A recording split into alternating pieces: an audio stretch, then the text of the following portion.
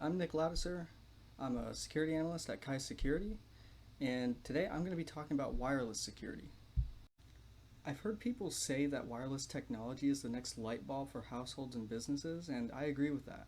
It's everywhere: homes, businesses, airports, cafes, even cars.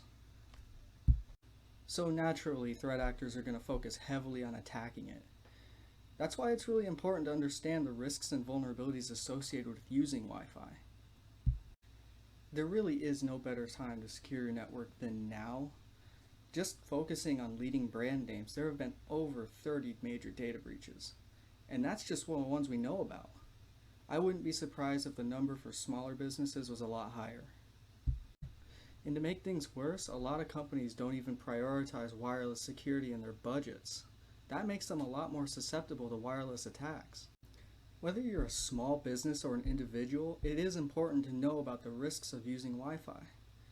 Now, how do you even know if you're vulnerable? Well, bigger companies with a lot of time and money might hire a penetration tester to come in and tell them what their vulnerabilities are, but there are actually 3 areas you can check right now to know if you're vulnerable. The first area is pretty obvious, but it has to do with weak pre-shared keys, or in other words, wireless passwords. For companies that don't use radius authentication with their Wi-Fi, having a strong pre-shared key is very important. See, this may sound obvious, but you would be surprised how many companies actually don't use strong passwords with their Wi-Fi. This is the area that attackers are going to be hitting first, so it should be heavily defended. The second area is Wi-Fi Protected Setup, or WPS for short. WPS makes it easy for a device to connect to your Wi-Fi quickly without having to enter a long password into them, but unfortunately it also makes it really easy to brute force the WPS pin, which is just an 8-digit number, 0 through 9. It can take minutes to crack a WPS pin, unlike the hours it might take to crack, say, a weaker pre-shared key. The third area I want to talk about is actually 802.11r, or the fast roaming technology. This protocol actually allows users to transition seamlessly between access points on WPA enterprise networks.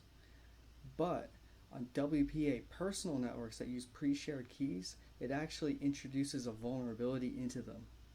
Now, this vulnerability allows attackers to capture what's known as the PMKID, which can be used to derive the wireless password.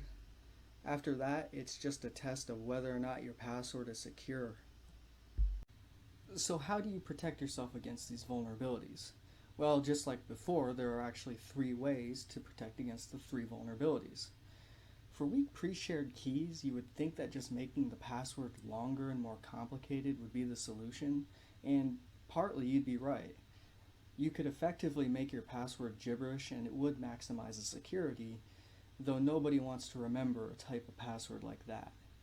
Plus, most attackers aren't doing what's known as a brute force attack, a pure brute force attack, that is. That's where they try every permutation of letters, numbers, and symbols to get the password. They could do that, but it would take way too long, and it's generally used as a last resort. Instead, attackers are using what's known as a dictionary attack. This is the most common way that they use to break passwords.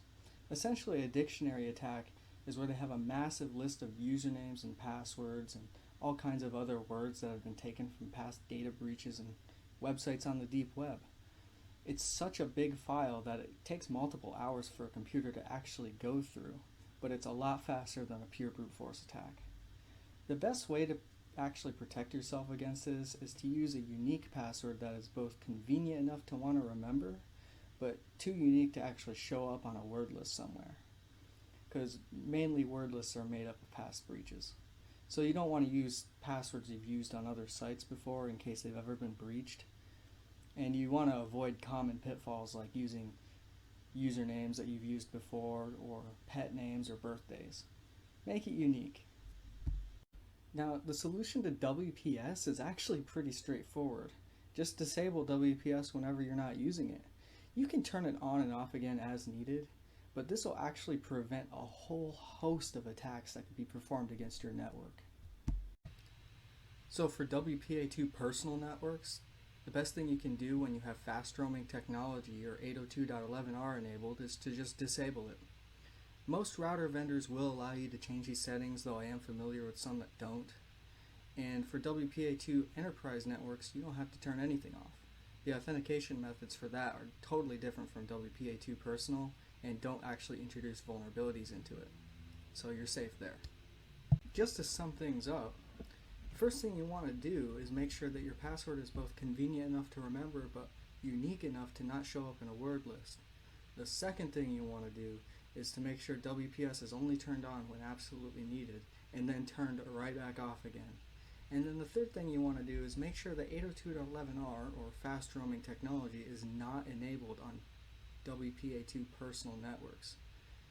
There's a lot more vulnerabilities for wireless attacks, and I could go on all day about them, but those three are a pretty good start to making sure your wireless networks are secure.